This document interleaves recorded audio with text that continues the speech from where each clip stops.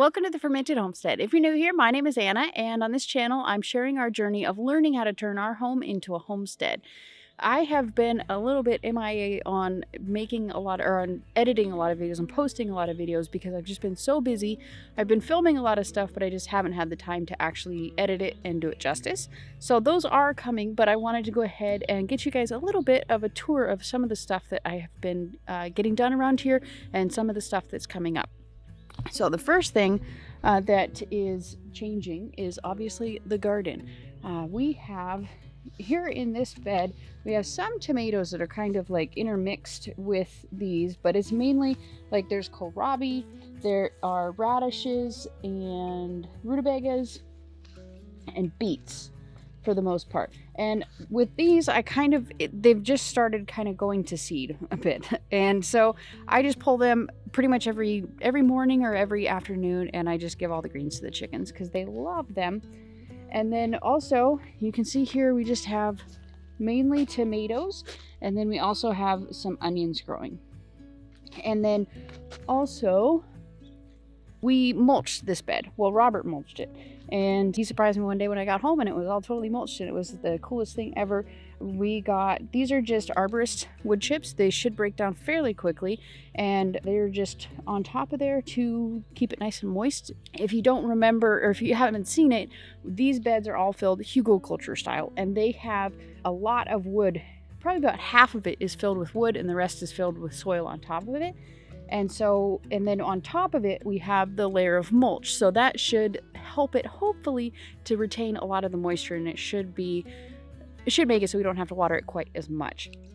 We live on a well, and so we have really good water, but in the late summer when it gets really dry for a long time, the well can kind of run a bit dry. Not totally dry, but we have to be really careful, and it could run totally dry. I don't actually know, but we're gonna find out. And so we do have a couple of, I don't know what you'd call it,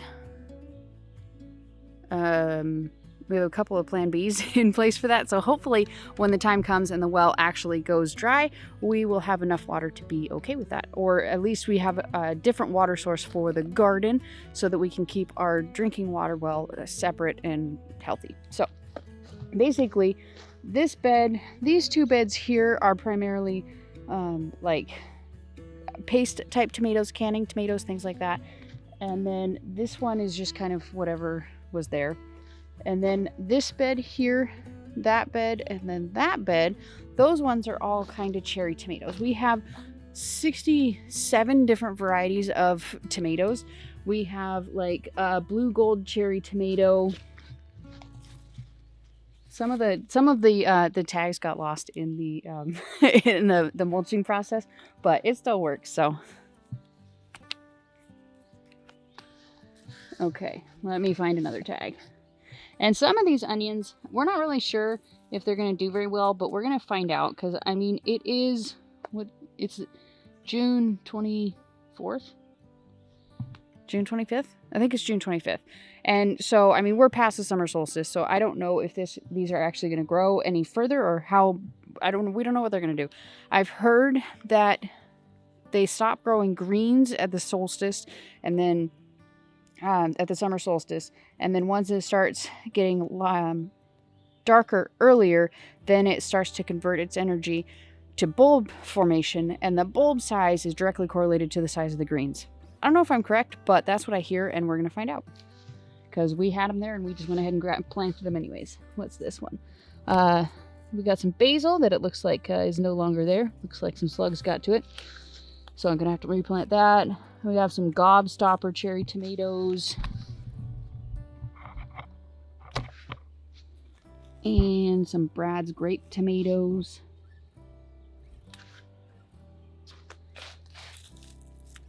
Napa Chardonnay cherry tomato.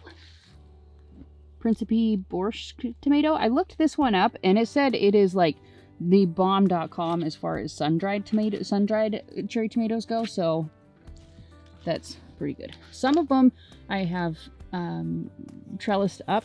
You can see the little red thing there. Some of them I brought them up and they were starting to fall over. Like this one needs to be.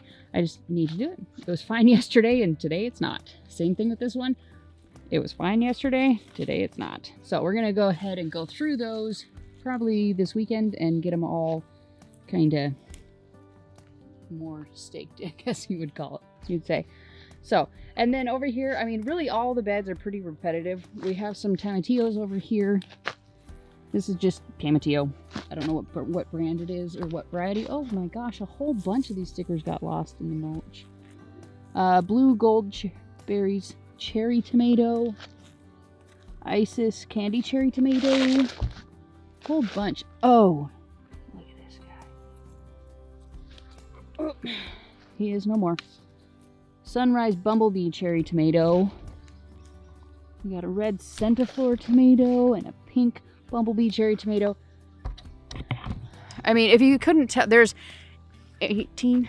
Yeah, there's 18 in these wooden beds. There are 18 tomato plants in each one. So we have 3 that are pretty much exclusively cherry tomatoes. So that's a lot of cherry tomatoes, and they're different varieties as well. There's quite a number of different varieties. So we'll see what we actually end up getting. Here we got Boxcar Willie, Big Rainbow, Berkey Tie-Dye. I was super stoked about that one because these seeds are like 5 years old. And I mean, they're doing great. We have a Marion tomato, Amana. Oh, come on, Ted. Oh, there you are. Abe Lincoln, pineapple tomato. Another pineapple tomato. I just have a ridiculous amount of tomatoes, and we have them all set to trellis up these cattle panel trellises, and they are in the beds. Like I said, they are Hugelkultur style, and so you can kind of see, like, I just went kind of down here in one of the branches, and then I tied the string on there, and just basically enough to get it up to the cattle panel, start weaving it in and out, and then also at some point we'll start actually using like the stretchy tomato tape stuff. So we'll see how that goes.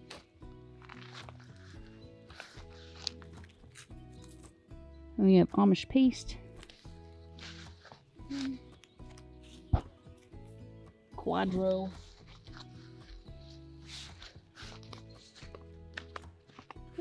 so you can kind of see. And for anybody who might be new to my channel, this is our first year. All of this has been built in the last 6 months. Yeah. And not actively built. Like, I really started, because all of these are built out of pallets.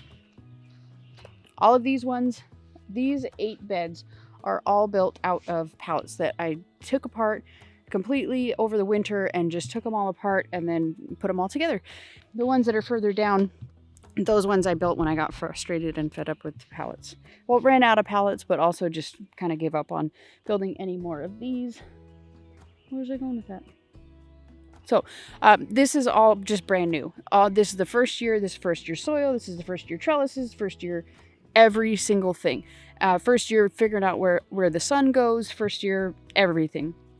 All of this we built over the summer, or over the winter rather. And so now we're just kind of doing the best we can, planting the most we can, and then we'll be reevaluating next year and doing better. So that's kind of where we're at today. San Marzano, another Amish paste. Come on. Come on. Where are you at here? There you are. Roma tomato. A lot of these are kind of just basic labeled. I got all of my seeds from Baker Creek and M.I. Gardner. Yeah, I got all the ones I could from M.I. Gardner, and then the rest of the ones that I wanted I got from Baker Creek. I got a really stupid amount of seeds. If you haven't seen my seed haul video, I'm going to go ahead and link that video up here. It's a lot of seeds. And I actually ended up getting a few more after that. Another Berkey tie-dye. If you haven't had the Berkey tie-dye, it's so good. Try it. Marion tomato. This is like a foxglove or something like that. Silver. I don't know. Silvery fir tree. I don't know where I got fox from. And then a black crim. there's a really just a huge variety of tomatoes in here. So I'm pretty stoked about that. And then, so we got more cherry tomatoes over here. We got a white cherry tomato, Isis candy, another borscht. I don't know how to pronounce that. Another Isis.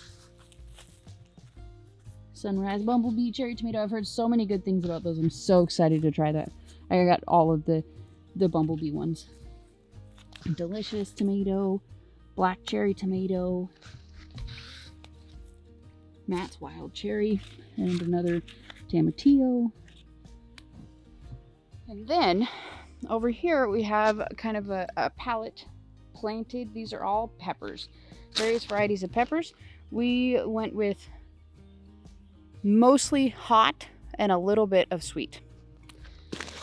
We got cherry pepper, ancho, shiitake, poblano, I don't know how to say that, hot banana pepper, there's cayenne, poblano, ancho, Hungarian, jalapenos, just all different kinds of varieties of those. And that's not even scratching the surface of the starts that we have in the greenhouse. And then over here, my husband planted wild grape seeds. So we'll see what we end up getting there. And it's surrounded by a bunch of onions. This is an older onion that is just going to go to seed. And then over here we have just a bunch of potatoes and more potatoes. My husband watched a video, No-Till Gardener. I can't remember his name off the top of my head. I don't know why I can't remember it. I watch all of his videos. But anyway, so he got inspired to just do, it's just cardboard on top of the grass and with dirt mounded up with potatoes in there. And he's just adding to the mounds every once in a while when he needs it. And I mean, you can see, I mean, this stuff is doing fantastic. Starting to flower. And I saw purple flower. Oh, there it is. Got some purple flowers going on too. All different kinds. So then we have this bed, which I built differently. This one here has a few tomatoes in it, but it's mostly peppers. And it's planted much more densely. I am, in case you couldn't tell based on all of this, I'm a huge fan of Jess over at Roots and Refuge, and she was mentioning that the peppers should be do much better when they're planted closely together. And based on our previous times of growing peppers, we love peppers, so we've grown them in the past, just not on a large scale and not in big raised beds gardens. So we planted them, well, Robert planted them much more closely together. So there's a lot of different ones in here. Some of them he's not labeled, so I don't know what a lot of these are. There's cherry peppers, there's shishito, apocalypse scorpion pepper. Those probably won't do too well here, but we'll find out because it's not very cold here. Not very warm. There's serrano. A lot of them aren't marked, like bueno mulata pepper. A lot of these I'm pretty stoked about. I got all the pretty ones and the spicy ones and the ones that have all the heat. So these ones are just, you know, peppers, basically. That's mostly what's in there. And then at some point, pretty darn quickly, we're going to go ahead and we are going to trellis if we need to. And then I might also trellis because I probably am, since peppers don't tend to get very, very huge around here, I'm probably going to plant like some beans or something, peas, run them up the trellis. Because it's not freezing here, but it's also not warm. It's very moderate climate here. And then over here, I just finished this today. So video coming on that one. But this bed here is same as this one with the peppers in it, but it's just much longer. And I learned mistakes building this shorter one and applied it to this one, and so I have an actual instructional video coming on how I built this one. And then also just on the lessons that I learned, like doing the Hugelkultur with the trellising. I think sure that you will remember if you saw it. If you haven't seen it, I will link that video here. Trying to sink the T-posts into a Hugelkultur bed is not the best thing in the world. It's not terrible, but it's not very structurally sound with the ones that are in here. So you can see here, I mean, it's fancy. It's just here for looks. And the ones that are actually in the ground are pretty solid. They're pretty solid. They're not like concrete, but they're pretty solid. So I learned that lesson here, and before I filled it up with dirt, I put the T-posts in. However, the smarter thing to do, I had already filled it up with the wood, and so I did the posts around it, so I was able to sink them all the way into the ground. I used the 8-foot T-posts. So the smarter thing to do is what I finally applied to this one, and that is sinking the T-posts directly into the ground near the, at least in the center here, you can see I put them near the braces so I can actually brace the T-posts further. Most of them, this one I'm probably gonna move, but you can see, put it kind of close to the braces so we can actually brace it even further. So we actually sunk them directly into the ground today. And then we're gonna fill the wood around it. Smart, huh? And then once it's filled with the wood, which we're using these big giant rounds, and we got some over there, we got more over here, and we need to gather more, obviously, because it's a 40-foot long bed. So you can see why it's hard to actually edit videos. You're getting a lot of stuff done. So over here we have our youngest egg layers. They are over there because our big egg layers are jerks. So we haven't put them over there yet. I don't want them to die. So, and over here, you might be asking, what about all the squashes? What about all the kales and all of those sorts of things? Those are going to be, all the big squashes and stuff are going to go here in the ground.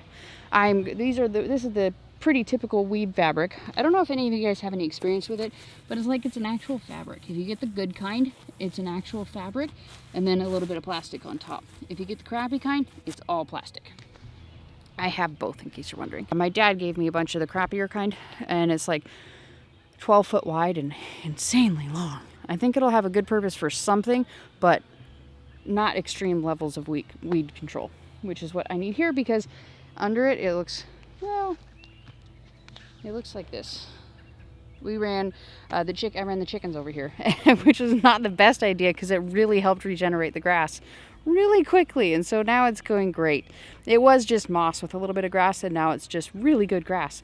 It's like this almost. And then over here, we're just going to continue with the tour here. I was actually in the middle of getting this going. I'm just doing the fabric, the cloth, and then cardboard for the aisles, and then I'm just going to plant all the big giant sprawling squashes. I have tons and tons and tons and tons of squashes.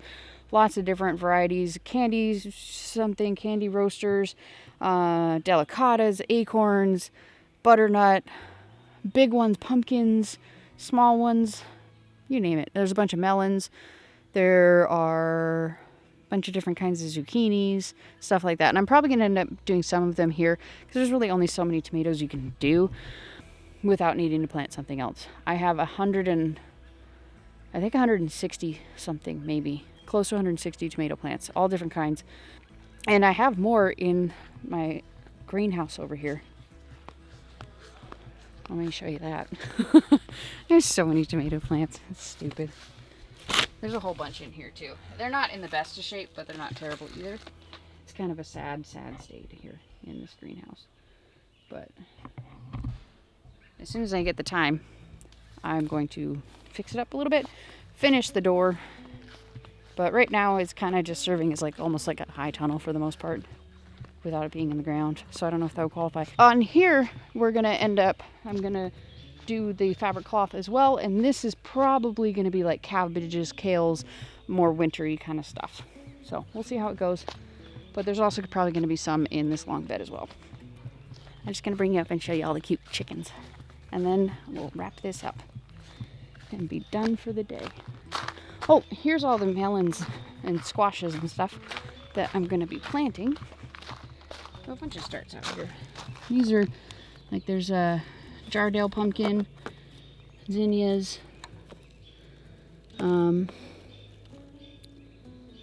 Marblehead Hubbard, jumbo pink banana, gray zucchini, Costa Romanesco zucchini, Kajari melon, Sugar Baby watermelon, Prescott Fond Blanc melon. There's a bunch of melons and squashes, Japanese climbing cucumber, read that. Oh, Walter Moon butternut. Got a few of those. Some acorn squashes. Some orange butternut. The only ones that didn't actually sprout are my husband's favorite, delicatas. And that is my husband's all-time favorite, so I'm going to have to really get on the double and replant those because he loves them. Yellow crookneck. Oh, one yellow crookneck didn't sprout. And a couple of zinnias, 2 zinnias. But it looks like the one of the zinnias is starting. You can see the green right there. So that one is just slow. So that's what's coming up. And there's also a whole bunch of other stuff over here. I don't know how much of that I'm going to plant. It's a bunch of herbs and some basil and all kinds of stuff that just ended up getting forgotten about, unfortunately. And there, in those black pots, those are a bunch of jalapenos that were gifted to me. Oh, and there's my husband.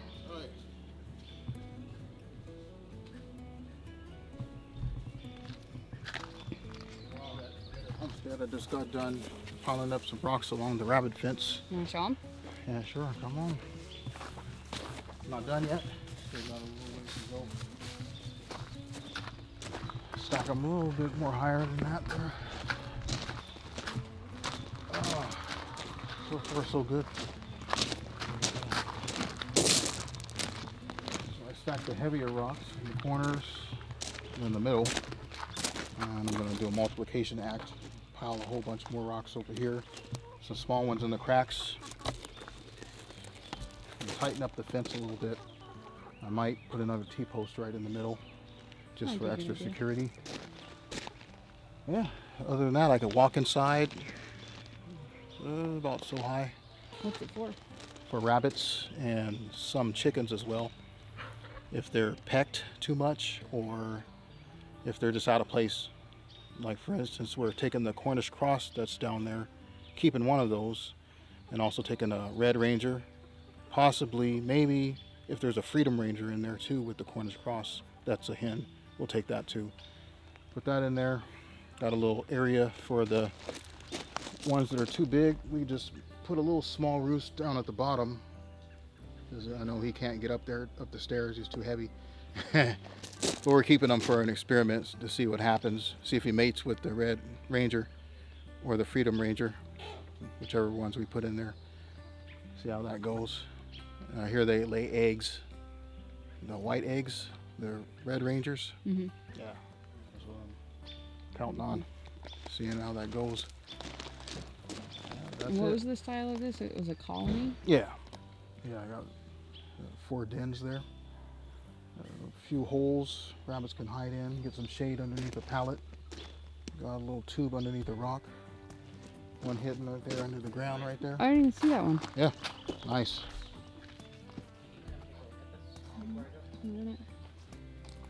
Yep, so that's it. Another one right there.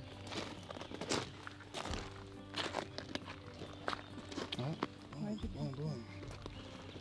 That's it. I'll show you when it's done. Yeah. We've been working on this for weeks. Every spare moment. So we got our chickens over here. We got all of our original ones. We got a bunch of barred rocks. Some gold-laced red Wyandottes. That's the rooster. He's a total jerk. And then over there we got some more gold-laced red Wyandottes, some Isa Browns, and some black Astrolorps. Those ones are all the big original ones. They're about a month-ish older than the other ones, and they're all total jerks. I don't like any of them, and I want to get rid of them because the other ones are nice.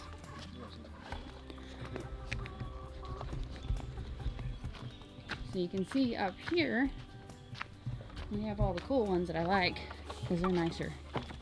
There are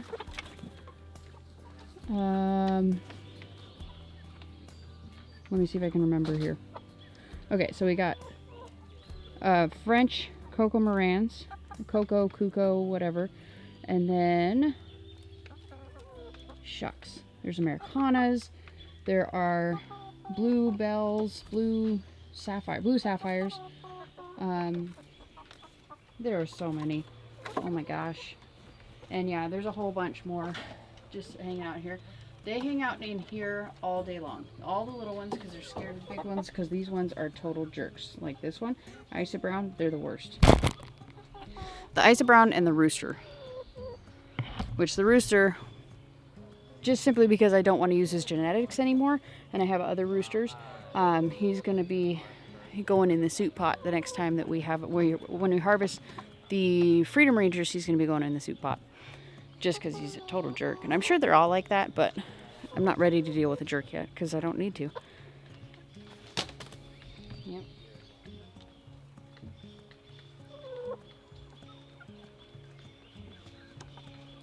We got some that all hang out here. These ones are a little bit braver than the ones that are inside. Those ones tend to be the littler ones. The Americanas, what was it? Easter eggers and the olive eggers. Those ones all just, they're scaredy cats. Because understandably, these guys are jerks, especially the rooster. So, anyways, I just wanted to go ahead and give you guys an update on everything that's going on around here. Why I haven't been posting a whole lot of videos, and there is stuff coming. I just haven't edited them, and I need to do that. So, thank you so much for watching. If you enjoyed this video, give it a thumbs up. Subscribe to this channel if you haven't already, and we'll see you next time. Bye.